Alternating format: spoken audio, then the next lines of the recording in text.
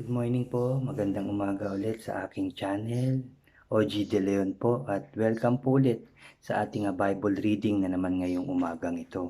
So kahapon ng umaga po ay binasa natin ang 29 to 30 ng Second Chronica. Ngayon naman ay 31 to 33, no? Sabi dito sa 31, pagkatapos ng pagdiriwang na ito, ang lahat ng Israel dumalo ay pumunta sa mga lungsod ng Juda at pinutol nila ang mga haliging sinasamba at dinurog ang mga imahen ng Diyos-Diyosang si Asher. Winasak din nila ang mga sambahan at dambana ng mga pagano. Ginawa rin nila ito sa buong Juda, Benjamin, Ephraim at Manases. Pagkatapos ay umuwi na sila sa kanilang mga tahanan.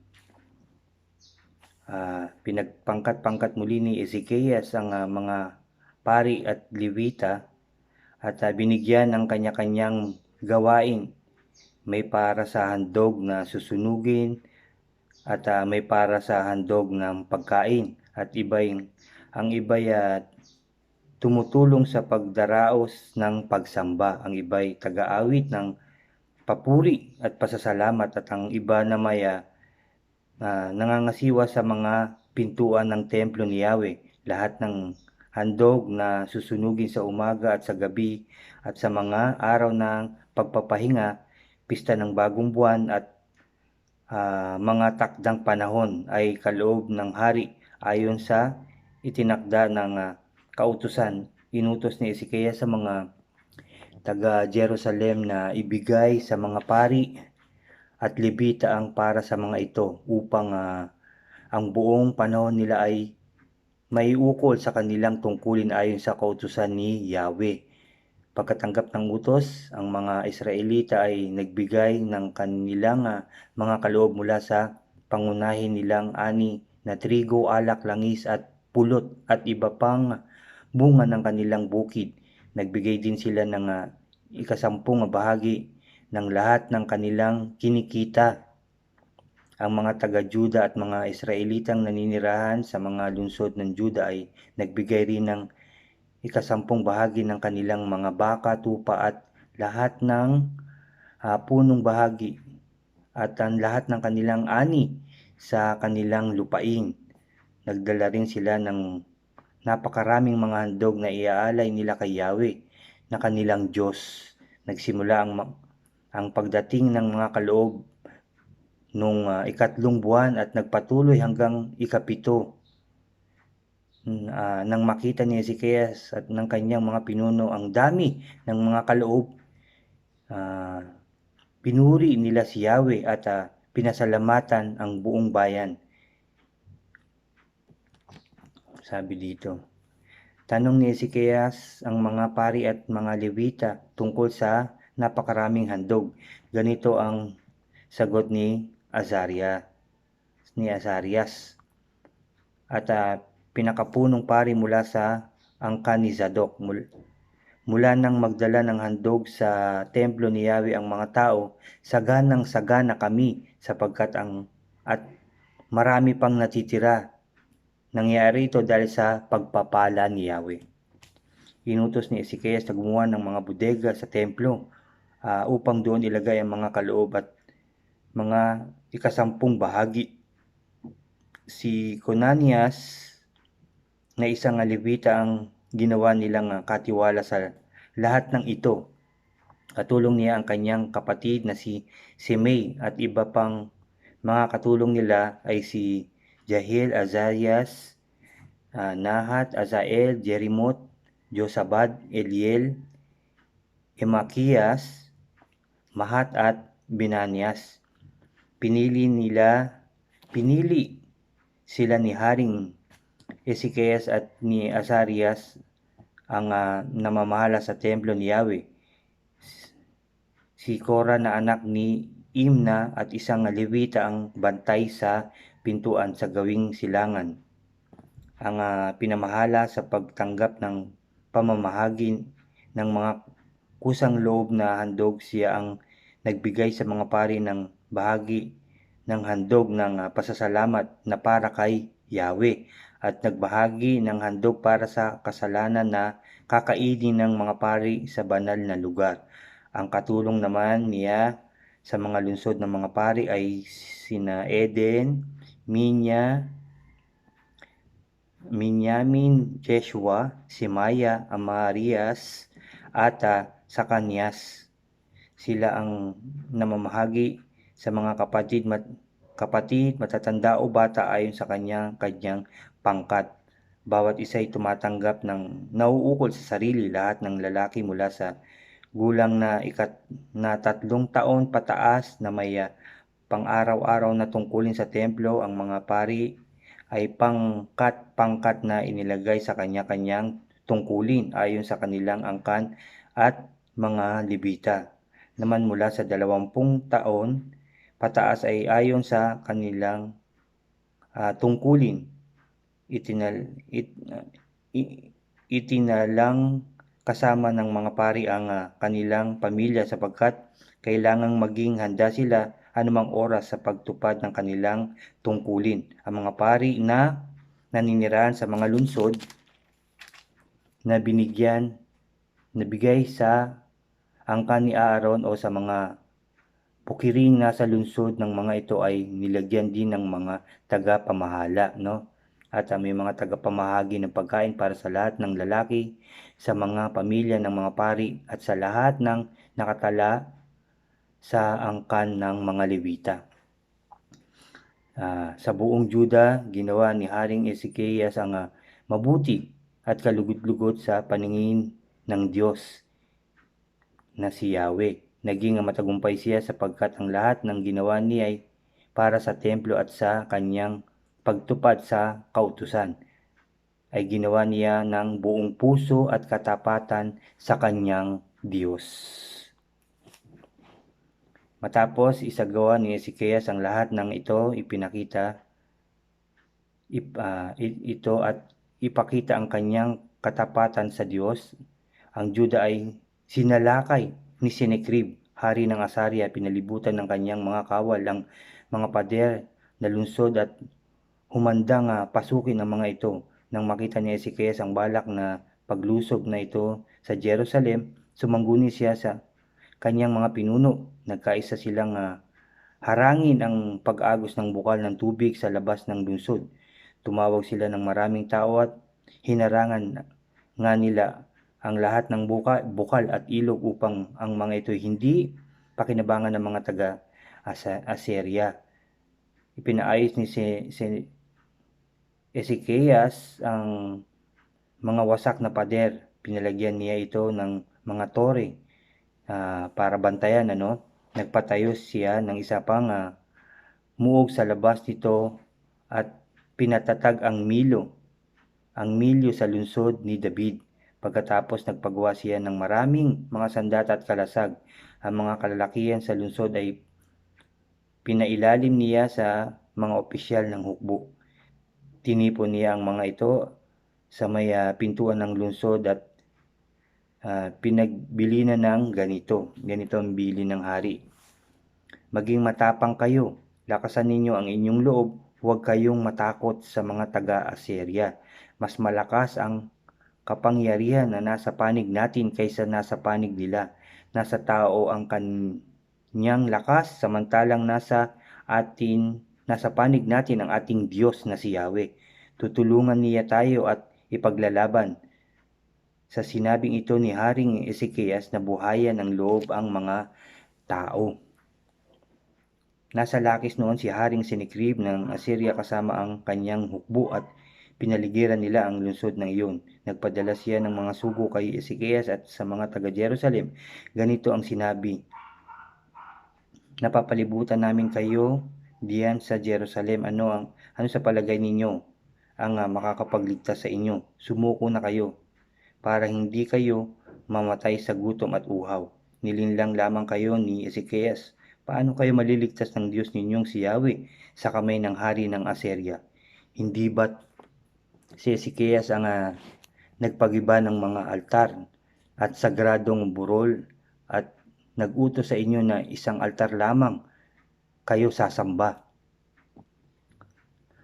at maghandog. Alam ninyo ang ginawa ko at ng aking mga pinuno sa mga mamamayan ng ibang lupain. Niligtas ba sila ng kanilang Diyos? Wala ni isa sa Diyos-Diyosan ng mga bayang winasak ng aking mga ninuno ang nakapagligtas sa kanila. Hindi rin kayo maliligtas ng inyong Diyos. Huwag kayong magpaloko diyan kay Ezekias. Huwag kayong maniwala sa kanya. Walang Diyos ng alingmang bansa o kaharian ang nakapagligtas sa kanilang bayan sa kamay ko at sa aking mga ninuno. Hindi rin kayo maliligtas ng inyong Diyos. Napakayabang ng hari ng Assyria, Nilait ang Diyos, Sa mga sugo ni Sinikrib ay marami pang sinabing laban sa Panginoong Yahweh at kay Ezekias sa kanyang lingkod. May sulat pa ang hari na lumalait kay Yahweh ang Diyos ng Israel. Ganito ang sinabi, hindi may pagtatanggol ng Diyos ni Ezekias ang kanyang bayan laban sa akin, tulad ng mga Diyos ng mga bansang walang nagawa sa akin. Sabi ng hari ng Assyria, Pinagsigawan nila ito sa wikang Hebreo upang matakot at panghinaan ng loob ang mga taga-Jerusalem. Nasa may pader ng lungsod. Sa ganitong paraan ay magiging madali ang pagsakop nila sa lungsod. Sinabi nila na ang Diyos ng Jerusalem ay tulad lamang ng mga Diyos-Diyosang ng ibang bansa na gawa lamang sa kamay ng tao. Dahil dito nanalangin at humingi ng saklolo sa Diyos sina Haring Ezekias at si Propeta Isaias na anak ni Amos. Nagsugo si Yahweh ng isang anghel at pinatay nito ang mga pinuno at mga kawal ng Assyria. Kaya ang hari ng Assyria ay umuwing hiyang-hiya nang pumasok siya sa templo ng kanyang Diyos. Pinatay siya sa saksak ng sarili niyang mga anak. Yung hari ng Assyria, pinatay ng sarili niyang anak.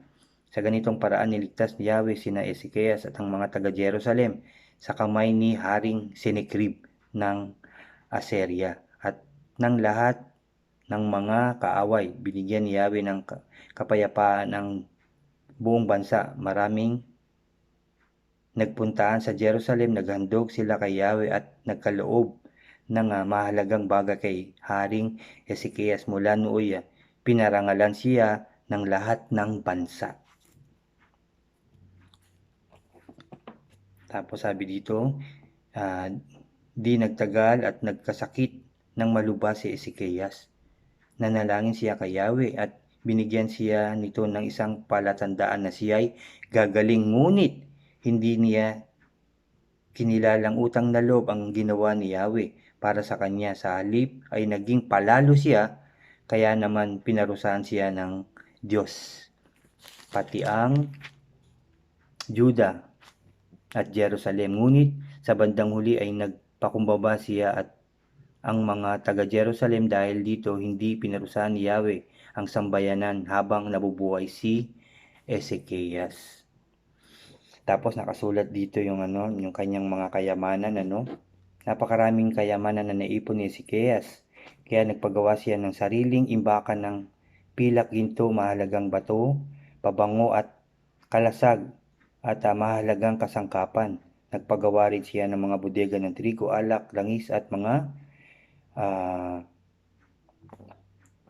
hayop niya. Nagpagawa siya ng lalagyan ng mga hayop. Pinayaman siya ng Diyos.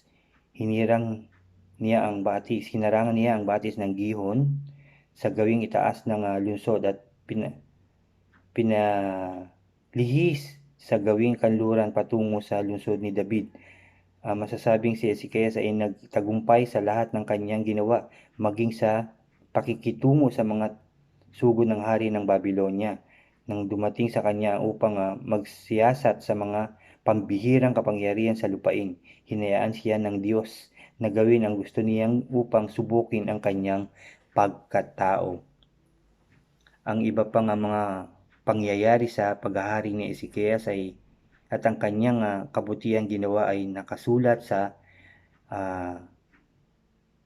pangitain ni Propeta Isaias na anak ni Amos, at sa kasaysayan ng mga hari ng Juda at Israel. Namatay si Ezekias at inilibing sa pinakamataas na libingan ng mga anak ni David, sapagkat sa pagkamatay niya ay pinarangalan siya ng buong Juda at Jerusalem. Ang anak niyang si Manase ang humalili sa kanya bilang hari. Sabi sa 33, si Manase ay yung anak ni Ezekias. Ito na naghari. Si Manase ay 12 taon gulang nang maging hari ng Juda. 55 taon siyang naghari sa Jerusalem.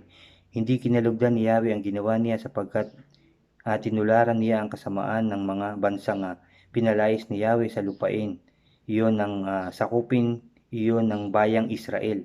Muli niyang itinayo ang mga sambahan ng mga pagano na winasak ng kanyang amang si Ezekias. Nagtayo rin siya ng mga dambana para kay Baal, gumawa ng mga imaheng ng Diyos-Diyosan, si Asherah, at sumamba sa mga bituin.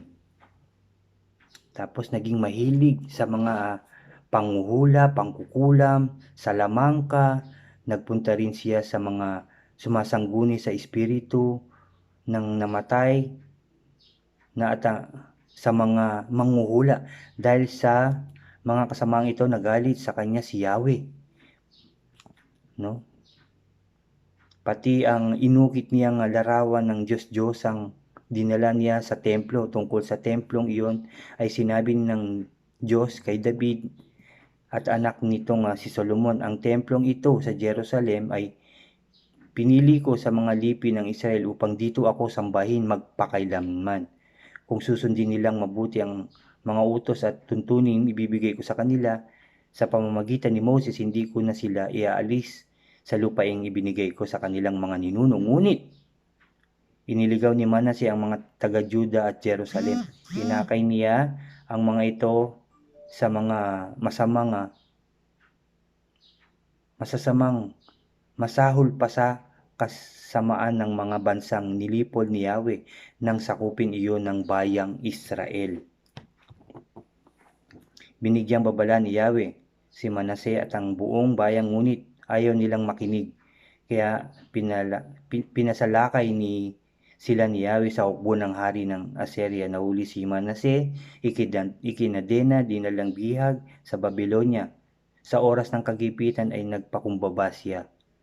Nanalangin sa Diyos niyang si Yahweh at humingi rito ng saklolo. Pinakinggan ng Diyos ang kanyang kahilingan, kaya't pinabalik siya sa Jerusalem at muling naghari doon. Noon kinilala ni Manase na si Yahweh ang Diyos. Kumbaga nagising siya, na yun talaga ang Diyos at wala nang iba. So napalaya siya at nagmuring naghari.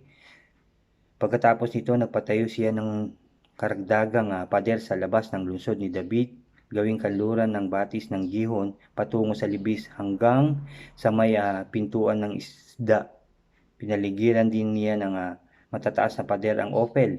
Naglagay din siya ng mga pinunong kawal sa mga pader na lungsod ng Juda. Inalis niya sa templo ang mga Diyos-Diyosan ng mga bansa at mga imahe ng Asher. Pinaalis din niya ang mga altar na pinagawa niya sa bundok ng kinatatayuan ng templo sa Jerusalem at pinatapon sa labas ng lungsod. Pinatayo niyang muli ang altar ni Yahweh at naghandog siya ng handog na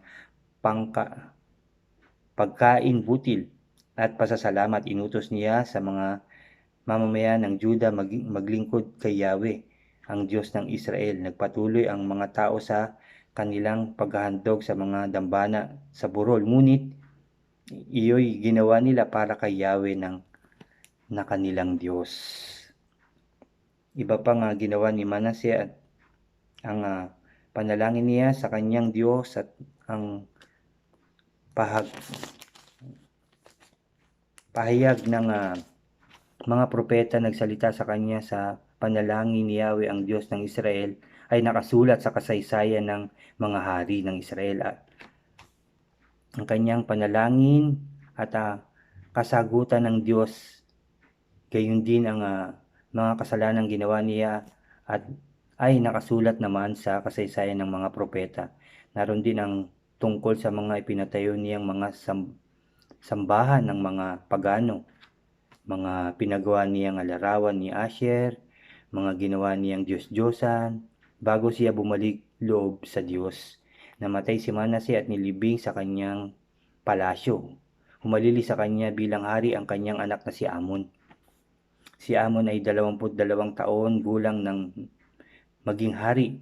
2 taon siyang naghari sa Jerusalem. Tulad ng kanyang amang si Manases, ginawa rin niya ang mga bagay na hindi kalugod-lugod kay Yahweh. Sumamba siya at naglingkod sa mga Diyos-Diyosan ginawa ng kanyang ama. Ngunit hindi tulad ng kanyang ama, hindi siya nagpakumbaba kay Yahweh. Mas malaki ang kanyang naging kasalanan kaysa sa kanyang ama. Nagsabwatan ang kanyang mga tauhan at pinatay siya ng mga ito sa loob ng palasyo. Nagalit naman ang mga taong bayan. Ang mga tauhang iyo'y pinatay din nila. Pagkatapos, ginawa nilang hari si Josias na anak ni Amon. So, yun naging maganda ulit. Nakagawa ng kasalanan, ngunit nagbalik loob sa ating Diyos. Karumal-dumal yung mga ginawa daw dito ni Haring Manases ng Juda, naging mahilig sa una, nagpatayo siya ng mga rebulto ng mga Diyos-Diyosan na naman, at naging mahilig sa mga panghuhula, pangkukulam at salamangka, At dito yung naging sabi ng Haring Ezekias na nung sasalakayin sila ng taga-Assyria, sabi dito, maging matapang kayo. Ito, sinasabi rin ito para sa atin, pakinggan nyo to. Maging matapang kayo, lakasan ninyo ang inyong loob. Huwag kayong matakot sa mga taga-Assyria. Mas malakas ang kapangyarihan na nasa panig natin kaysa panig nila. Nasa tao ang kanyang lakas, samantalang nasa panig natin ang ating Diyos na si Yahweh. Tutulungan niya tayo at ipaglalaban, Kaya nabuhayan ng mga tao, Nabuhayan loob ng mga taong yun sa sinabing yun ni Haring Ezekias. So, yun ang pagtatapos ng 33. Yun nga yung pinatay si Amon,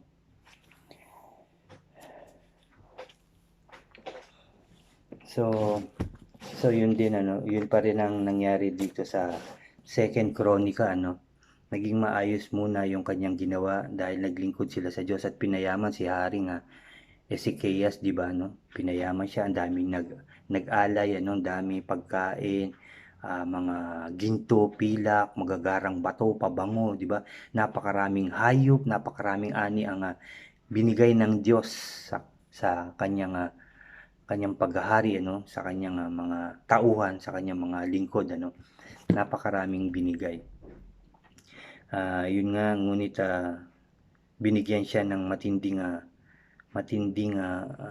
sakit, Ngunit yun nga, nagbalik loob siya, tumingi siya ng awa tulong sa Diyos at pinakinggan siya, At ibinalik ulit ng Diyos ang kanyang kalakasan at pinagyaman ulit siya, So tayo rin sinasabi sa atin yun, Pero hindi sinasabi ng Diyos na pag tayo nagkasala ulit, patawarin. Sige, magkasala ka lang, patatawarin ulit. Hindi ganun, kailangan natin na maging mabuting tao, mabuting loob, mabuting kalooban sa Diyos, Kapag tayo nagkasala, wag na natin ulitin at pilitin natin na wag na muling magkasala upang tuloy-tuloy na tayo magtagumpay at patnubayan ng ating Diyos.